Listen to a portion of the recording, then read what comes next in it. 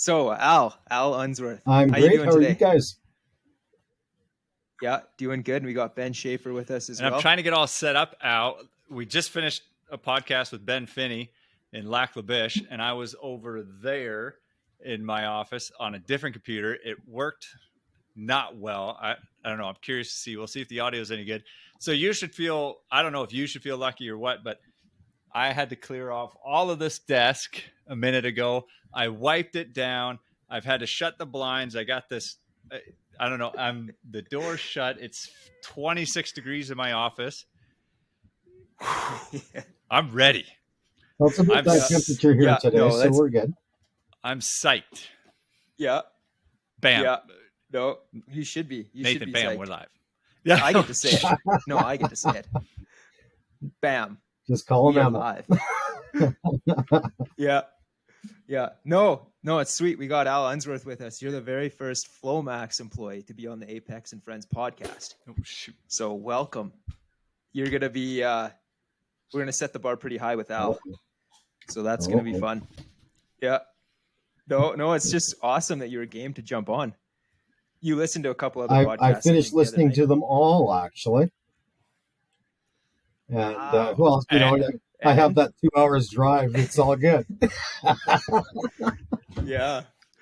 Yeah. Al lives out in Swan Hills. And so he has to commute every day from Swan Hills. Yeah. What's your address? My address? You want to know? No, I'm kidding. No. We don't try and get, we try not to get that. And there is a veto. There's a veto button. So if we ask a question and you don't want to answer, you just don't answer.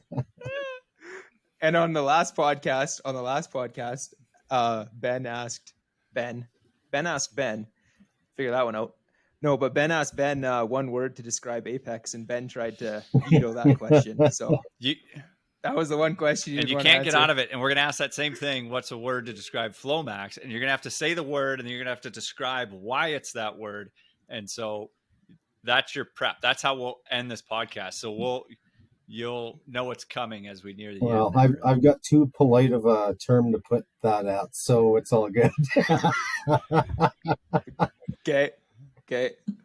Awesome. So I guess it's my job on this podcast to kind of introduce Al and kind of let people know who Al is. And so Al Unsworth has been with Flowmax since October 2021. And you came on to our team at a very interesting time. I'll say it interesting because we went through a growth spurt, and we went from about 4 employees to about 25 employees in the matter of a couple months. And so Al was one of those hires, and you started out working in the field, kind of more in an assistance role, and then right away jumped into a crew leadership position where you were driving the truck and responsible for the rig-ins and doing the jobs. And then just recently you jumped into an office role and are now a dispatch. You are not a dispatcher, you are the dispatcher. So that is awesome. We really appreciate having you in our office, and you've been doing an awesome job, and now you're jumping on the podcast. So now you'll be a regular guest on a podcast. Look at how much things have changed. Just looking for a transfer to Texas. That's all I'm looking for. That could be in the cards. I was talking with our manager Brody there yesterday. He doesn't have a dispatcher. I don't know. Maybe there's something there. No, you guys, Al is staying in that seat right there. If a job comes up in Pecos or Midland, I'm there. Why there? What's with that? I did some time down there working. I love the area. Did some time. That doesn't sound good. Well, it's Pecos. You do time. But I don't even know where you're talking about. Where is that? That's in the Permian Basin on the west side of Texas, west-south side, I guess it would be. And is over that by New Mexico, that whole territory? Yeah, it's I love the area. Why? You got the old farmers, old ranchers out there. Just the culture of the town was, I don't want to say redneck because I am redneck, but it was, I fit in just perfectly. Is it hot down there? Like, give me some more details of what that. It Uh, sounds like it's hot. yeah, Is it a it's desert. desert? The average temperature while I was there was 95. So you're the company I was with, we were installing stuff on the drilling rigs there, and of course, you go down as a Canadian. We had to wear all the coveralls and everything else, and everybody's looking at us going, "You dumbass, what are you doing out there?" Well, yeah, like yeah, I can't imagine working in 95 in coveralls. I was a few years ago. I was on a construction site and I was the engineer. Everybody called me Tablet because I was the new engineer. So that meant that I carried a tablet around and looked at the drawings and said, yeah, you guys are doing that correctly, even though I didn't have a clue what they were doing. So I got made fun of a lot. But, anyways, we were digging near a high pressure gas line and they had to have, I think it was ATCO. Anyway, some representatives from the gas line company. And because it was a fire hazard or an explosion hazard, they had to wear a crazy amount of gear and they had to sit beside the trench while it was getting dug. It was probably like 38 degrees Celsius, 40, like the hottest weather Peace River had ever seen. And these guys were wearing all this gear and they literally were so hot, they were laying on the ground.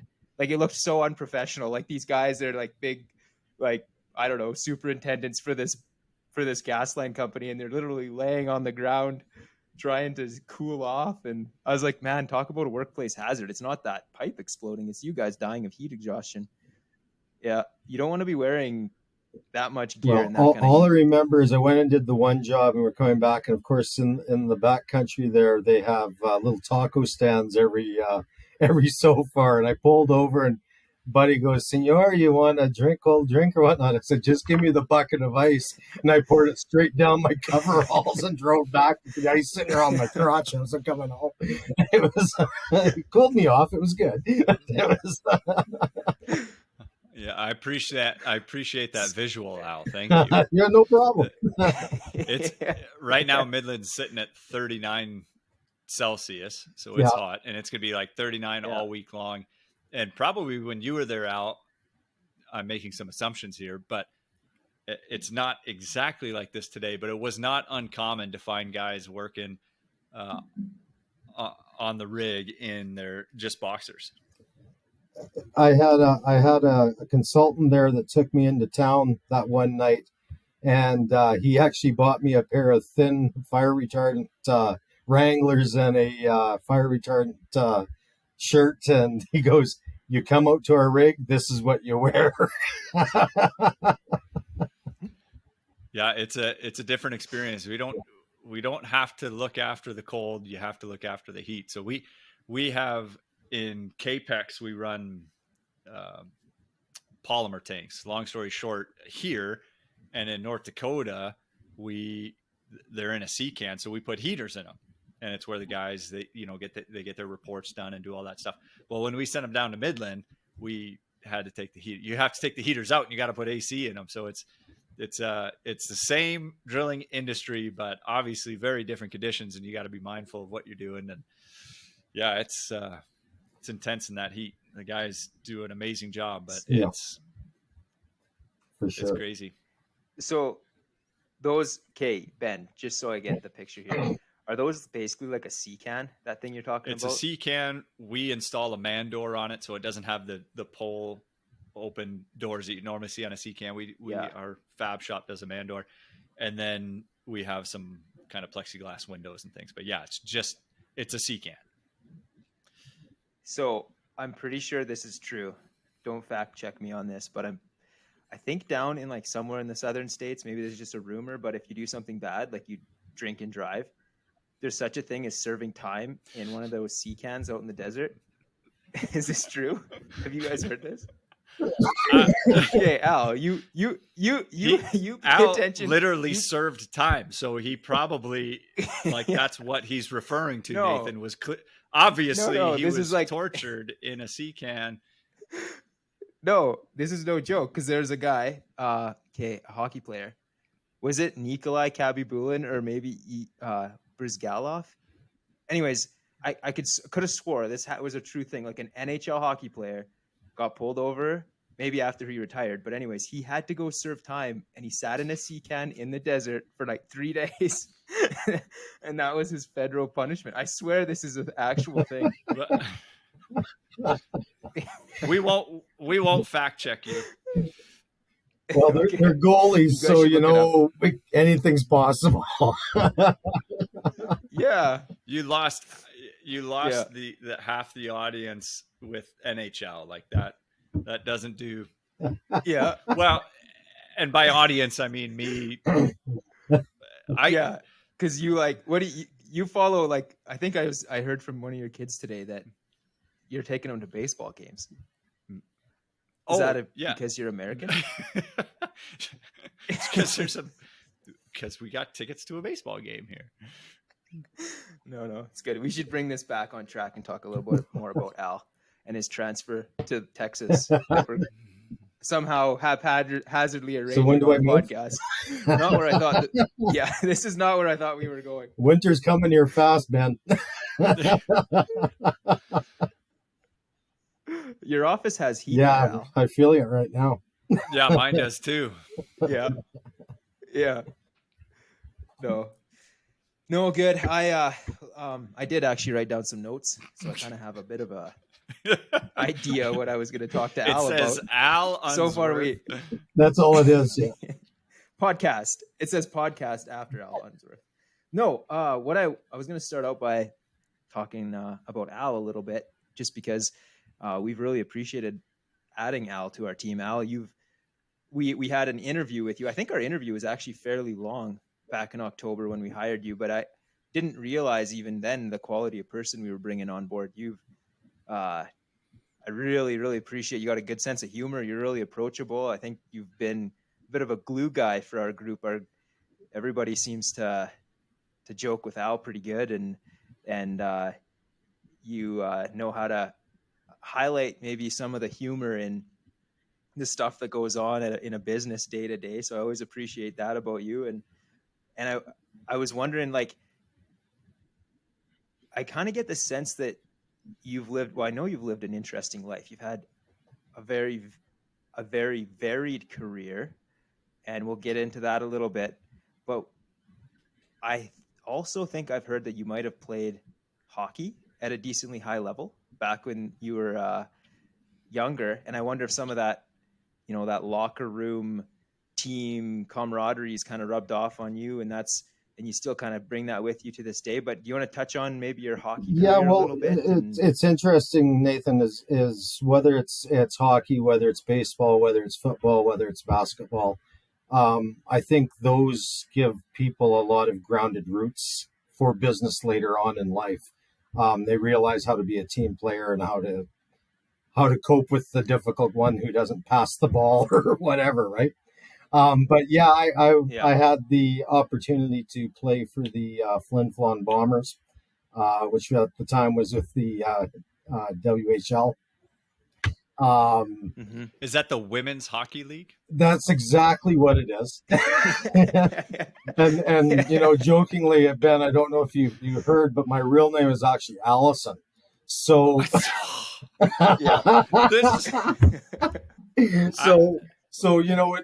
we don't need to get political. We don't have to go into all of the. Yeah, that's not where we're going. It's not. We don't need the debates on men and women. Al, come on.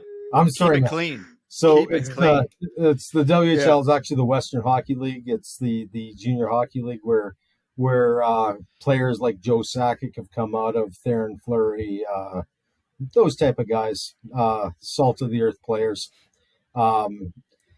And so, yeah, my role with that team varied from time to time. I was a little bit of an instigator, troublemaker, get the pot stirred up kind of guy. And that's kind of where my sense of humor all came from. You just kind of let her fly, right? Yeah. Did you play with anybody that somebody who watches hockey today would know? Nobody I'd admit to. How close? What year was? No, go ahead. Quit stepping all over. How close? No. Like, so in the WHL, I mean, assume I know nothing. I most of the time do know nothing. So in the WHL, how close are you to the NHL? And then how close were you yourself to playing at an even higher level? The WHL, you were a draft away. So you were right there. My career was pretty much shot once I made the WHL. You gave it all to get to the WHL. I had another passion during that time, as I was also rode bulls in the rodeo during the summer, and they didn't like that concept that I rodeoed and then played hockey, because you sign a contract and you get hurt, you're done. And consequently, I broke my back riding bulls the one summer and didn't make it back on ice for 4 or 5 months. So it makes it difficult. My freshman year of university, I was introduced to a cowboy, and his favorite movie, and he made me watch it, was 8 Seconds. If you've seen that, with Lane Frost. Yep. Yep. And probably one of my favorite movies today. And I can't wait to show it to my kids, and all the stuff that he had to go through, or at least it's depicted in that movie. But I don't think I should show it to my kids quite yet. They're not ready for the some of the bad side of Lane Frost. But man, there's a lot in that movie, and that's probably it's a tearjerker, that one. I had the opportunity to meet Lane, actually, and it's Really? It's pretty close to accurate, the movie. He's got a heart of gold, but he was all for winning that buckle. Mm-hmm. Did you compete against him, or you just happened to meet him? Just ran into him. Yeah. Man, that's so crazy. you broke your back, Al. So did that kind of end hockey and bull riding at the same time, or? It wasn't that broken back. It was the next broken back that I had, that I had head on. I had a head-on collision with a tractor trailer and I was in a little car, and that ended most everything. But yeah. Yeah. So you stepped away from hockey, like, graciously. Like, how many years? Well, I played there for 3 years, and then broke the back. Went to university, played a little bit of hockey there, but not as much as I would like to, because the back kind of slowed me down, and so it slowed everything down. Mm-hmm. And was that sad for you when hockey kind of came to an end? Like, was your dream to make the NHL, or were you just kind of? It's everybody's dream to move on and make the NHL and go to the dance, right? But it's it's like anybody trying to get ahead in life. There's that 1 in a million opportunity, and there's how many teams out there with 30 kids on the team, all looking to make the NHL, and there's only so many spots, right? Mm-hmm. And so you played your 3 years, and then you went to you had your broken back, so you went to the university. I went to the University of Calgary. I took kinesiology. Okay, I was going to be a phys ed teacher. Yeah. And nice. I wasted that opportunity. Well, I got my degree, but I don't think I learned anything the whole time I was there. It was Too much fun, I spent too much time. You got a small town boy getting into the big city, there's lots of opportunities for other things other than schoolwork, right? Where'd you grow up, Al? But you I grew up in a small town of Hanna, Alberta, home of Nickelback. Yeah. And every time you hear them, you want your nickel back. Yeah.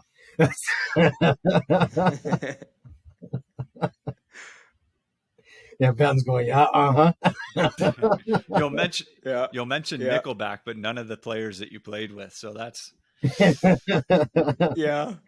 What does that say? Well, we can mention names; they'll be lined up coming after me. So yeah. So Hannah. So what is that? That's like Central Alberta. Well, South Central. It's right by Drumheller. Okay. Yeah.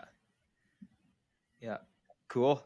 So you completed your degree though. So you had that degree. You walked off the stage, threw your hat in the air, and Well, then I never. My parents then showed what? up to graduation. I didn't show up, so they were disappointed.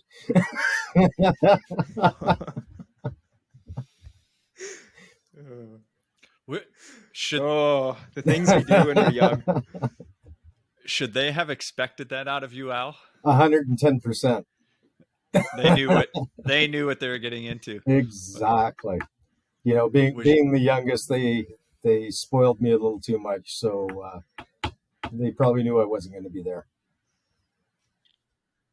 I see. So you got some older I do. brothers, sisters, I do. big We got family. got Yeah. 2 brothers and a sister, and Yeah. we've got as far as occupations, we have a minister, we have a social worker, and we have accounts receivables. So there you go. Yeah. Nice. And did anybody else participate in the bull riding? Was your Nope, dad a bull rider? Where did my that come brother from? team roped. My second brother team roped. The rest of the family had nothing to do with rodeo at all. Um, Growing up on Wow. the farm that we grew up on, well, we call it a farm. We ran about 600 head of Yeah. cattle. Wow. So yeah, we rode lots of animals out there, so that's how we kind of got used to it. Mm-hmm. So then the bull riding, like you was that a full-time gig all summer? Did you just hit up a couple rodeos? Were you on I don't really know the Well, rodeo scene too much, but when I you're in the imagine there's amateur rodeo scene, I mean, it's all about trying to make money, right? If you can make a buck or two, yeah. so you try to hit 2 or 3 rodeos a weekend. Wow. And That's yeah, a and lot. depending on where you placed with the one, you go to the second one and drive 100 mile an hour back to get to your second ride or third ride in, right?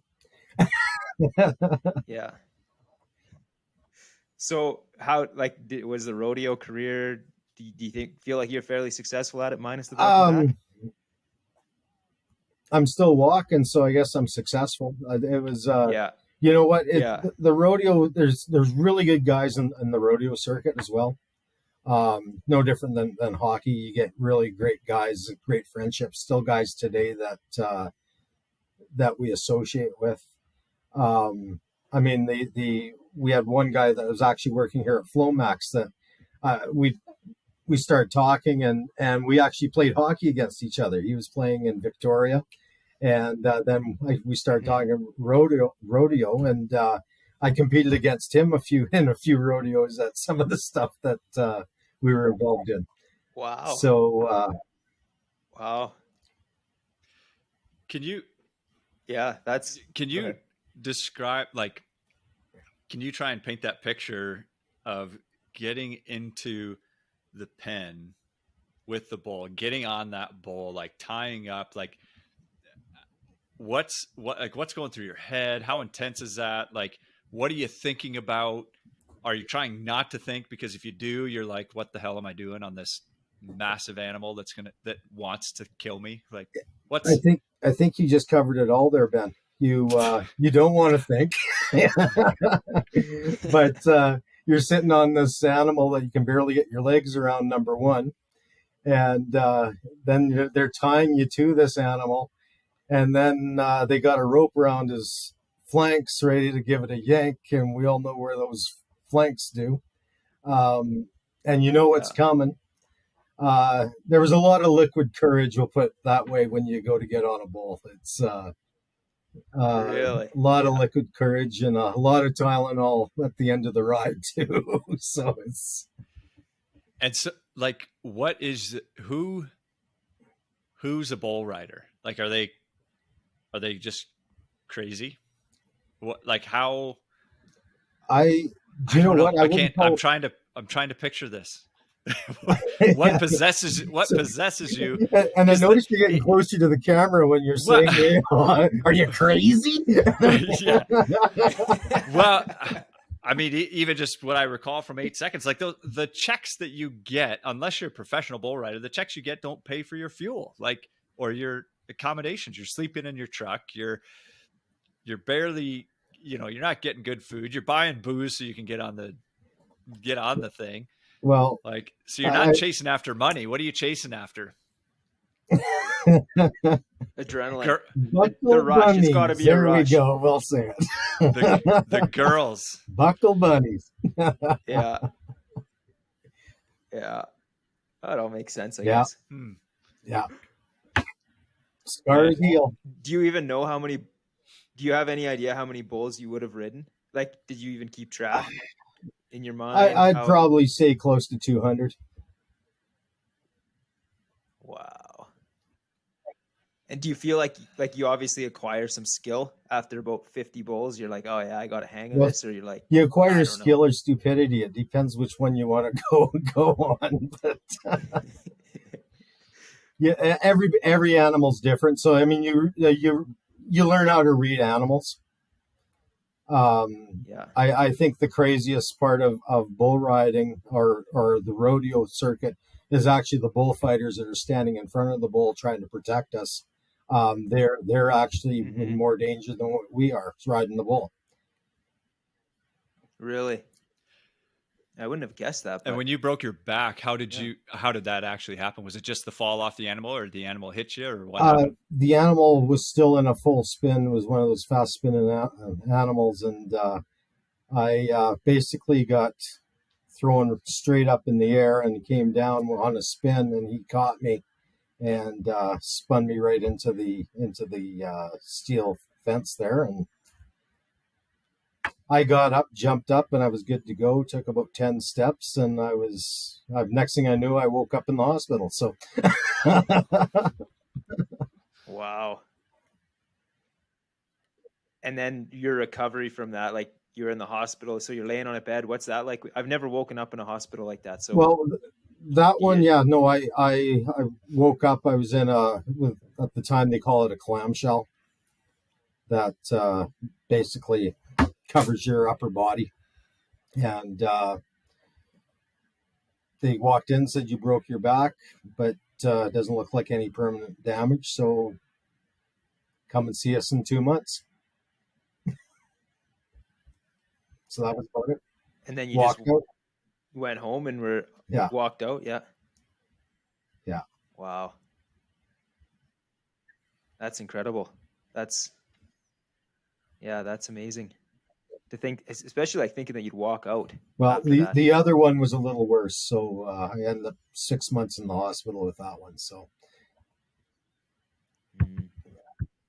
head-on collision with the tractor trailer. Yeah, that's I broke my back, shattered my pelvis, broke my ribs, had skull damage, broken leg. Yeah, it wasn't a pretty sight. The funny story with that one is that in the little small town I grew up there in, they actually published my obituary because I wasn't supposed to live. What did your obituary say? I never read it for obvious reasons, but Dad said they were very kind to me. So yeah. So were you in a coma for a while? Well, it was an induced coma, so I wasn't moving around or whatnot because I did myself in good on that one. So. And how old were you when that was happened? 19. Wow. So you had your other broken back before that. So you had two big injuries before you were 20. Yeah, that's wild, Al. It's a life. It's I grew up way too fast is how I look at it, but that's okay. Yeah. And then do you think did that kind of change how you looked at life? Like that? You know what? I learned very early not to take life seriously. It doesn't matter what you're doing or whatever, whether it's working for Flowmax and dealing with the materials we're dealing with, or whether it's pushing paper across your desk. You have to have fun doing it. And if you're not having fun, it's not worth doing it. Life's too short. Yeah. Yeah, I know that's something I've noticed. Like with you is even like we've got some younger guys at Flowmax too, and you seem to have a real even keel about you, and it just that is yeah, good perspective on life for sure. Not to take the highs too high I'm or the glad you're lows too low. recording that, Nathan, That's because kind my of wife would like to hear that. a yes. Well, that means we're gonna get another listener. We need every listener we can get. Yeah. Yeah. So far, I think our likes. I think I downloaded the Spotify app and pushed like, and then I downloaded it on my wife's phone and I pushed like, and so I think we're 2 for 2. And I gave us 4 stars out of 5. Just kidding. I gave us 5. Well, I don't know that we're at the 5. Yeah. Okay, so let's go back. I want to Kinesiology, University of Calgary.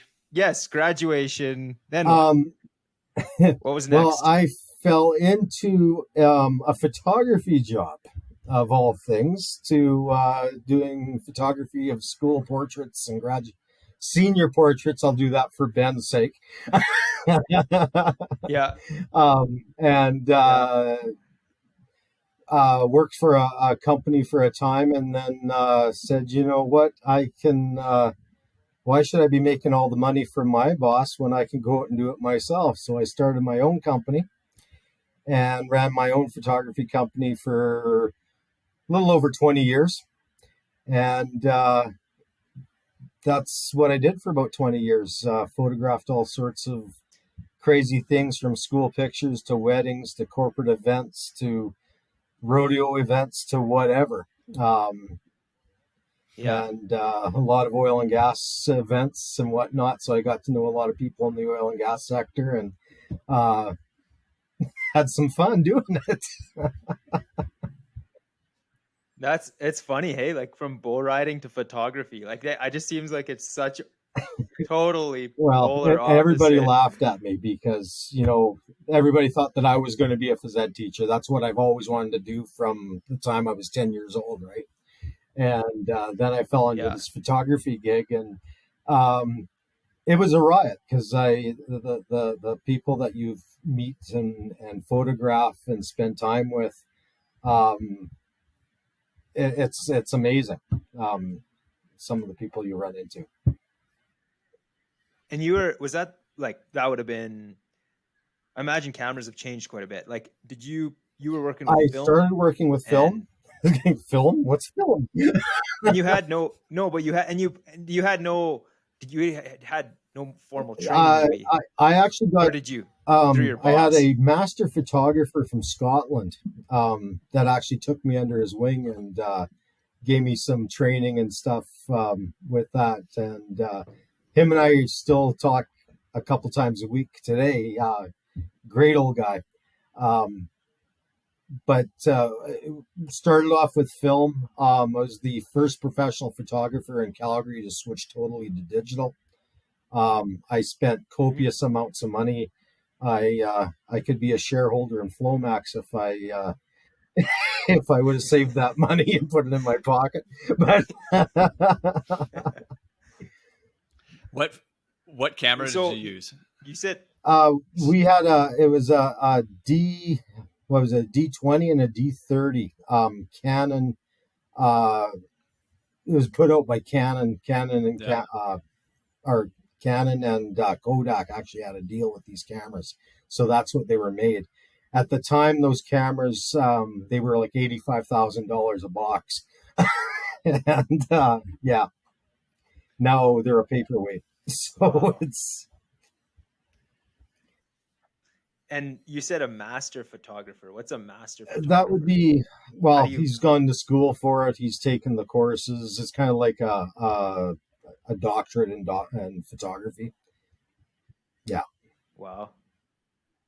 And so when you were trained by him, like you just kind of met him one time on a gig or something, and that's exactly what happened. And he was an old Scottish guy. He had the dirtiest jokes you could ever hear. And he wasn't shy on who he told them to. And So he gave some old ladies some very red faces with some of his jokes and antics, but But he was worth it because he took good exactly. photos. Yeah, that's funny. We were on a trip this spring. We went to the island and we were out on a pier and we had some friends with us and we wanted to get our picture taken. And there was a man there, so we were like, "Hey, can you take our picture?" And he's like, "Yeah." And he grabbed the camera and he took our picture. And then we started talking to him. We found out that he was a photographer. That was his full time life goal, was to be a photographer. And he lived on the island and he took pictures of wildlife. But the picture he took was really, really good. It was crazy. It was just, four people standing on a pier in the rain. It was also a good camera. Like, it wasn't with a phone. It was like one of our friends, she's a photographer as well. And so she had a good camera, but he really knew how to use it. And it Yeah. made a big difference. It's pretty cool to see, like, anybody can snap a photo, but there is something to the art of photography. Absolutely. It's pretty neat. Well, And so, you spent. yeah, just Go ahead, Ben. Well, You got a question. well, kind of comment here. My wife has done photography as well and did some schooling for it and various things, and it's interesting. One of those professions where everybody believes they can be a photographer, especially today because of what you said, Nathan. The phones today are 1,000 times better than the $85,000 camera that Al owned, when it first turned digital. Like, these phone cameras are amazing. And so everybody thinks they could be a photographer, and it's not untrue, but there is a difference. And so I know it was a challenge for my wife because it's such an easy thing for people to say, "Hey, like, will you just come take our picture?" Friends or family or whatever. And not understanding that there's a value in that, and then not wanting to participate in that exchange, only wanting that exchange to go one way. And it's when you compare it to any other service that's provided, you don't think that you should be able to, rent a car and get it for free, or buy clothes and have these clothes handed to you, or, if you get your taxes done by an accountant doesn't do it for free. But it's one of those things that, because everybody thinks that they can do it, that you should just be willing to do it for free if you are like Al and a paid photographer. Like, was that your experience as well? Like, 20 years in the business, I can only imagine the number of people that came to you and just said, come take our picture. Just a quick, it's never quick. And there's an investment in equipment, and there's an investment in your ability to do it well. Like, yeah. And you've totally touched on why I got out of the photography business. Because like you said, everybody wanted it for free. Nobody wanted to pay, your overhead, your equipment, your studio, whatever. Nobody wanted to cover any of those so-called costs, right? And it became very difficult dealing with people, especially with weddings, where when I started doing weddings, your average wedding was, $2,000 bill to go out and photograph a wedding, to where, well, Johnny just graduated from technical school here. He's got a camera. He took journalism. He's going to take my wedding pictures, put them all on a disc for $150. It's well, fine. I can't compete against that. It's yeah. So you did. That was 20 years though. That was 20 years. Like, that's a big chunk of anybody's life. And how many years of that was it, like, something that you really, really enjoyed? And when did your love for it probably the last 5 years of the business kind of started tapering. I stopped having fun. It became a job now. And like I said, when life isn't fun anymore, it's time to move on and find something different. And at that time, my kids were getting older. Fortunately or unfortunately, my first marriage was starting to deteriorate during that time, because I was probably more, I'll be honest with you, I was probably more married to my work than I was to my wife. I mean, you fellows quite know what it's like when you're running a business, unless you actually force yourself to take that time with your family. You're at your work at 6 a.m. and you're not leaving until 9 p.m, just doing work, right? Yeah.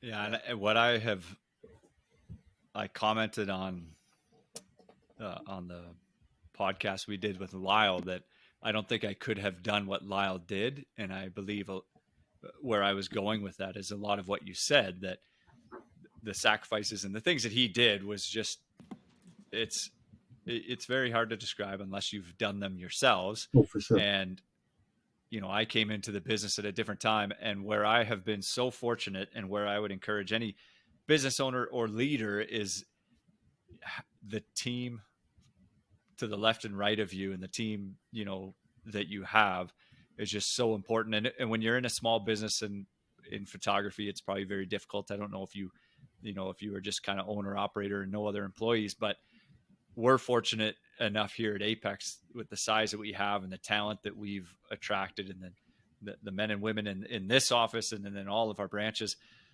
I rest easy at night because we have such a solid group of people that, like, I'm so fortunate to be in the position that I'm in. And that's because of all the guys that have come, before me and will come after me, are just such talented individuals that do their job and care about what they do. That's so important. Mm-hmm. Yeah. Yeah. So then photography there. So you just, I think, because I remember one time you mentioned the photography to me and you said one day you just, correct me if I'm wrong, but you just said, that's it, I'm done. You packed up the camera and you haven't touched one since. Is that it's true? Very true. I dealt with dealing with a very difficult customer at the time, and they walked out of the front door. I flipped the lock to lock. I put up the close sign, and I walked out the back and never turned back, went back again. Oh, jeez. I just lost the fun. Just went right out of it. Yeah. Turn the page though. Turn the page quick. Moved on. Rip the Band-Aid off. Yeah, for sure. There's something to be said for making a choice like that and moving on, not hanging on. It's funny too, like, we can hang on to something as our identity. Like, a lot of us do something maybe when we're young, and then we hang, like, that's me, that defines who I am. And Al, you had multiple identities. You've been the hockey player, you've been the rodeo cowboy, you've been the photographer, and then you moved on again. I don't want to just say that that's what you've been, but no, hopefully you understand totally get what you're saying. Like a lot of us don't just move on that quickly to something that we identify as doing for so long. So you moved on again. I think then that was when you moved on to another 20 years at a large corporation in oil and gas. No, that wasn't me. Right? But great. Where was the check? No.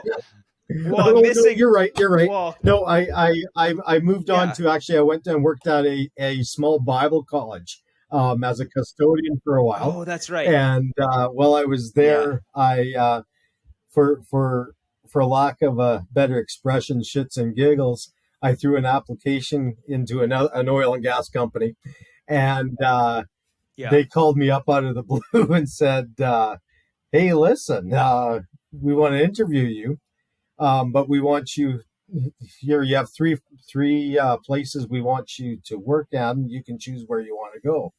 So they had Fort Nelson, they had Grand Cache, and they had Swan Hills, Alberta. I went, man, take your pick. Take your pick. Well, Fort Nelson doesn't really attract me because that's quite a ways away from my kids. Grand Cache, beautiful place to live, or to see, but I wouldn't want to live there. And Swan Hills, well, I heard they had a waste plant out there that's putting out chemicals and creating three-eyed fish, but let's take a chance on that one. So they threw me on a plane, sent me up to Edmonton, had my interview with the manager, and started with the other oil and gas company. Yeah. And that was, Mm-hmm. And then that was a while though. yeah, You I worked was for that there company actually for quite a while, did you not? for 12, 13 years. Yeah. Okay, so I was Yeah. seven That's years why I was off. going, 20 years. What are you Yeah. talking about? Okay. I'm not I like to that round old. up. Thanks, Nathan. 20, 20, 20. Just counting in 20s. Yeah. No, so tell me a little bit about, like, I know that you were kind of now working with computers and setting up rigs, and you covered a large area.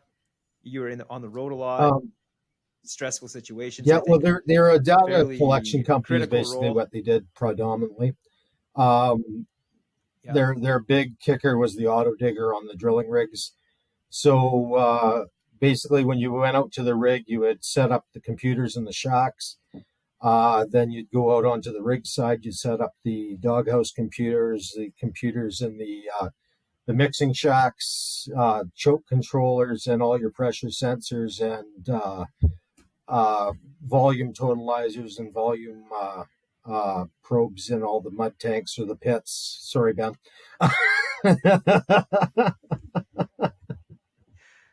And yeah, so that's it's a long day for a rig in for that when you're by yourself. So it's yeah. Yeah. And you cut your teeth at that. Like, you're pretty determined to make You that know what? work? Where you did you have a passion for it? Like, you talk about, having work being fun. What did you find? What about that Well, was what fun? was interesting is I have never been on an oil rig in my entire life. I get hired on by this company, and after the first 2 weeks of in-house training in the office in Calgary, they sent me out to a mentor that I was supposed to spend 3 months with. And so they throw you in a truck. They put $1 million worth of assets in the back, and they say, "Go learn from this guy." And I was driving along there the one day thinking about that, and I'm going, anybody that's willing to put that kind of investment into a person, this company's that company's pretty special, and Mm-hmm. they were an exceptional company, and so I did 3 months training in Lloydminster, and then I took on my role in Swan Hills, and that's where she went from there. Mm-hmm. And so you covered quite a large area, and like a pretty demanding job. I know you were on the road a lot. Um, you saw a lot of the countryside. Like, even with Flowmax now coming on board with us, you have a very good idea where all these rigs are and who's on them, and you seem to build a lot of relationships, obviously, in that role. And then what kind of happened there? You decided you were going to move on, or just No, work kind of dried up? with the downturn of the oil and gas sector when COVID first hit and the oil OPEC came in and announced their pricing of the oil and gas, um, the company tried very hard to keep everybody paid. And when you had 42 guys and what was there at the time, 30 rigs running, um, it's kind of hard to justify 42 trucks with $1 million of assets in each one of the trucks sitting around Western Canada, so to speak. And Mm-hmm. there's no bad taste in my mouth about the layoff or whatnot. I won the lottery and got laid off. Mm-hmm. Yeah, and we were, that turn of events was certainly a blessing for us, because then that's what enabled us to have an ad out, and you responded to that ad and came in, and that interview it went really well for us from our perspective. We were excited to have you on board, and I think we've kind of discussed it. You told me we were kind of revisiting some of our interviewing techniques. So I came to you and I said, "What did you think of that interview?" Like, you're like, "Well, it was a bit scattered, if I'm going to be honest." That was that was some good feedback. But you also said that you felt like we had a bit of a genuine connection, and that we were going to work well together, and that springboarded into what's been a really awesome last couple Yeah, for months. sure. No, it's been a great Yeah. experience with Flowmax thus far.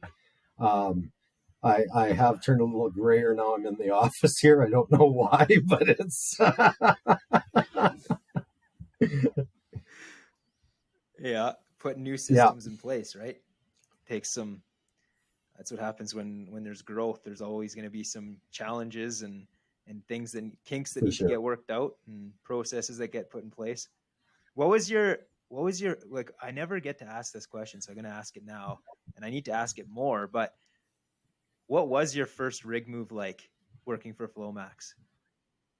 Did you have you'd been on rigs before, so you kind of knew like what was going Well, on behind the I, shacks? I kind of thought it was funny because I knew Sewer. the push extremely well on the rig, and he just wanted to visit with me.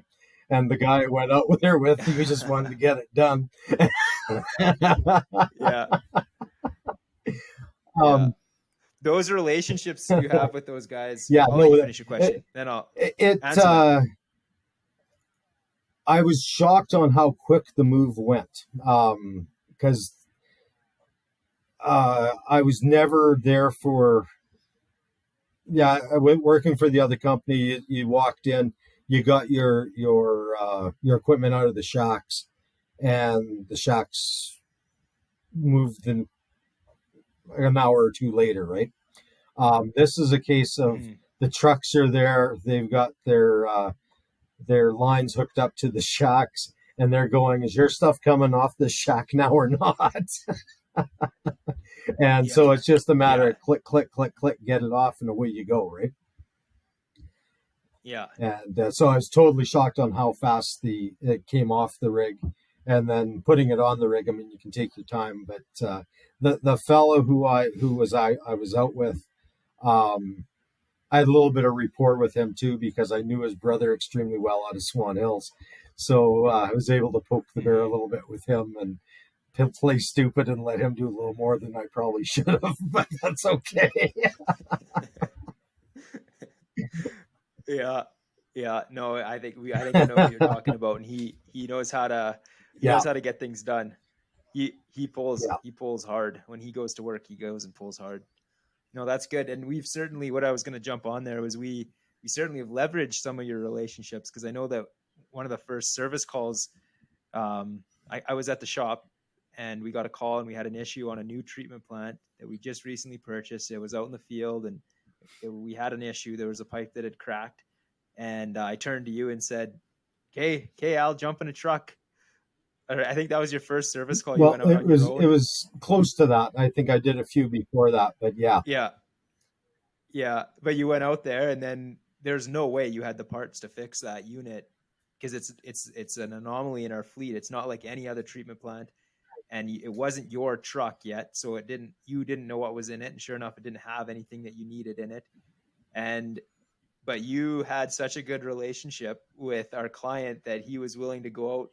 Well, you tell the story, but he basically gave you the parts well, that you he needed from the basically rig told me to go to to the fix the tool plant. crib and take anything I needed. So I went to the tool crib and took whatever Yeah, I needed. yeah, yeah. Because you sent a picture after of it all fixed up and no leak, and I was like, nothing that you just put together came from a Flowmax truck or shop. That it's working. You MacGyvered it, and it's gonna hold overnight. But that is none of that No, stuff came from your truck. Where did yeah, that no, come that from? was all out of the tool crib. Yeah, So thank God for relationships.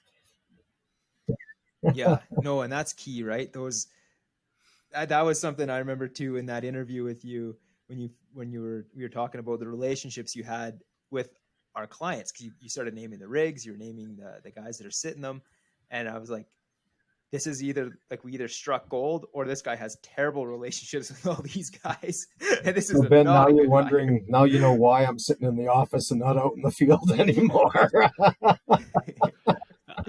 No, it's because you have good relationships. That's why you're going to be answering the uh, phone, It talking to sounded to these me like guys. you're resourceful. Yes, resourceful. That's a good word. Um, yeah, I mean, we're coming up on an hour. There's other things we could talk to Al about, but could also wrap it up. I don't know, Ben. Is there Well, anything I'm you? like, I guess I have two quick questions. So, I mean, the way that you described Swan Hills was not all that flattering to start. and yet you're still there. So, and then I would tie that in with the oil industry. And I mentioned this on another podcast, but we don't always do a good job of telling the oil industry story, that like why we are the good guys. We're not the bad guys in this. We're not the villains. So maybe maybe we combine the two. Like, why would you stay in Swan Hills if they got three-eyed fish? and and what is it about the oil industry that has now kept you in it for 13 plus years? Well, I don't think I can answer those together, actually, but because one word answer, Al. Let's go. One word. For the Swan Hills one, there is no one word Resourceful. answer. Swan Hills, when I first moved there, Ben, there was we're going to say close to 3,500 people in the town, and then you probably had 5,000 transient people working in the oil field. Now the town might be 1,000 people, and the oil field is totally flatlined in the area. A lot of businesses gone out of business because of it. Some their own doing, some the doing of oil and gas companies not making a go of it and moving on. Which unfortunately, it's the oil and gas sector. It happens, and it's a cyclical business. Love the town. I mean, I can walk right out my back door and go quadding. Bears up and down my back alley constantly. It's great. With the oil and gas sector, I love the people. I love the customers. There's some great people out there. Again, it's all in relationships. There's a lot of rigs that I could pull up to and say, hey, let's run into town and have a pop, and away we go. And we'll sit there for 2-3 hours and just visit. And that's what it's all about, is the relationships, and everybody cares about one another out in the patch. And I think you get that perspective in the type of people that are typically attracted to Apex and Capex. Those are the two that I can speak definitively to. But we normally don't. I don't know. It's what I'm trying to say is we oftentimes can get mature men from the industry to join our organization because they had their wild days and being on the rig and doing all of those things. And when they come to Apex, they've maybe established themselves as a family, that they're not so much that their values have changed, but the things that they prioritize have changed. And maybe to a certain extent, what they value has changed. And I think that's an important part of the oil industry story, is that you do what dominates, any news cycle, and is those things that go bad, accidents or things like that. But then also you can get a bad rap because you do attract young men and women into the industry, because it does typically pay more than other industries. That's just it's something that we have to deal with in the oil industry. So a lot of guys come for money, but if you're in it as long as you have, or at the age, as you get into your 30s, 40s, 50s, then it's a lot different reasons. Money is very important. It's first and probably foremost on many people's mind, because that's a tool that we have to use all the time, and it is important. But money doesn't take you 10, 20, 30 years into an industry. Like, there just isn't enough money to continue doing those things. It has to be something else. And I think what you said highlights that. Relationships for many, and that's what we find in our company, is the relationships that we build in the company. That's, guys are staying because of that. If you treat them poor and you don't pay them enough, well, of course they're going to leave. But at some point, those things don't matter as much as they did when you entered the industry. And it's the relationships, like you mentioned, that you build that tie people together. For sure. I think it was your interview with Jordy when he said when he first went out on the rig, working on the centrifuge, he was talking about the family and how, you coming from a small town and going to the rig, you got 15, 20 guys on the rig, you become a family. And I think very much when I went on with that other company, it was a family. Everybody worked together and whatnot. And when I lost that opportunity to be part of that family, I spent 2 years looking for another family. And I know it sounds cliche and hokey and whatever. Flowmax has filled that void, where yes, there's younger guys than me that I have a real good camaraderie with, but there's Brian in the back there that him and I can have some pretty good conversations on.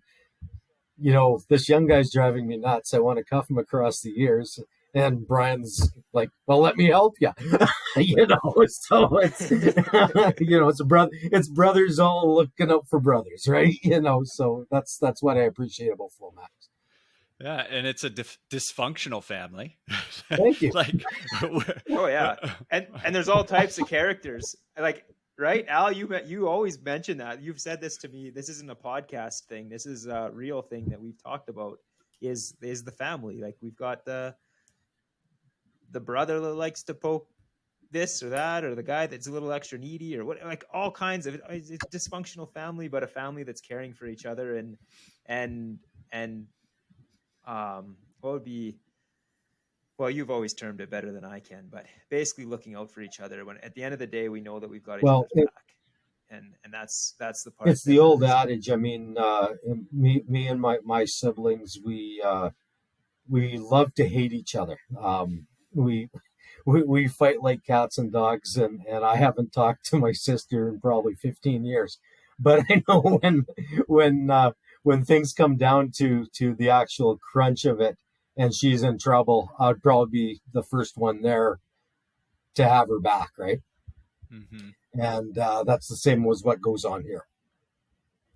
And I think we want to make sure we create that expectation for the industry's going through a cycle where we're getting a lot of new people in, a lot of people that haven't worked in the industry before, and they're attracted first probably because of the money. Between COVID, it's put a lot of people in some interesting positions when it comes to money, but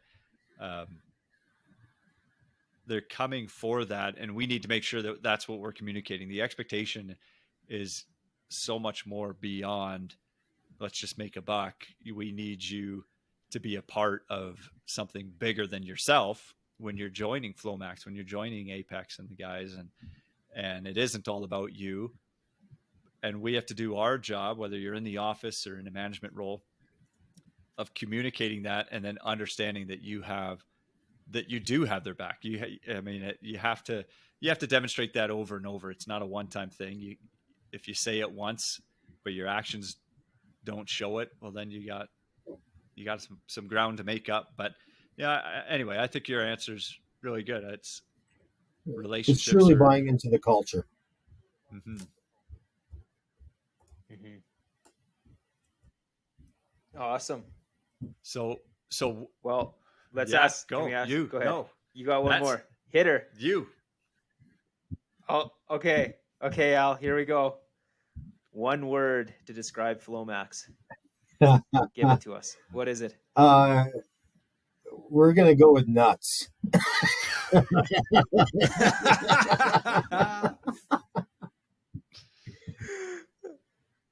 It's nuts. Okay, now you got to describe what you mean. It's a big dish of mixed nuts. It takes all kinds to create a village, and we've got a village going on here. That's for sure. Nice. No, good answer. I love it. Perfect. Well, I think that's it. That was awesome. It was great to chat with you. Great to catch up. Fun to have a Flowmax representative on the podcast here and spread the word around the shop there. But we'll get some guys listening and get some. Hopefully, we have another willing candidate to jump on the podcast. Thanks No, for that's setting the awesome. I example. appreciate it, guys. Thanks, Al. You Have a great bet. day. You too. Yeah, take care. Yeah, bye.